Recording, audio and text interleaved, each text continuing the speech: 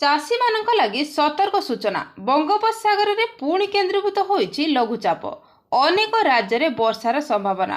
तेबे दक्षिण अंडमान सागर रे एक लघुचाप सृष्टि होइछि। एहा उत्तर अंडमान सागर संलग्न बंगोपसागर आड़कू गति करिवार आशंका करा जाउछि, जहा नवेम्बर 15 तारिख रे अवपातर रूप नेई पारे। फल यह अधिक तीव्र हेबा सह 18 नवेम्बर सुधा आंध्र प्रदेश उपकूल को पहुंचबार भारतीय पाणीपाग विभाग आकलन करुछि। एणु 16 रु 18 नवेम्बर सुधा अनेक राज्य में वर्षा हो पारे बोली सतर्क करा जायछि। लघुचाप प्रभाव में आंध्र प्रदेश उपकूल समेत पश्चिम ओडिशा, दक्षिण छत्तीसगढ़ और तेलंगाना रे भीषण वर्षार आशंका करा जाउछि। एथिरे आगामी 24 घंटा रे उपकूल ओडिशा रे विभिन्न जिले में प्रबल रु अति प्रबल वर्षा हो पारे। तेबे केउ जिला को वार्निंग जारी करा जायछि जानिबा पई आपण वीडियोटी को शेष पर्यंत देखु नहंतु। आम चैनल से जोड़ी रहा पई चैनल को सब्सक्राइब करी पाखरे आसुथिबा घंटी चिन्ह को दबाई दियंतु।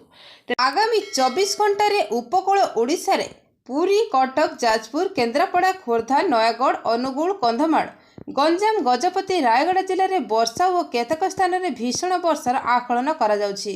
सेहिपरि लघुचाप प्रभाव में 17 रु 19 नवेम्बर मध्य ओडिशा रे केतक जिले में पुणी वर्षा हो पारे बोली कुहाଯାଉଛି। सेहिपरि दक्षिण भारतीय राज्य केरल रे गत नवेम्बर 12 तारिख रु वर्षा जारी रही। नवेम्बर 16 तारिख पर्यंत केरल रे केतक स्थान में वर्षा अथवा घड़घड़ी सह वर्षा हो पारे बोली पूर्वानुमान करा जायछि।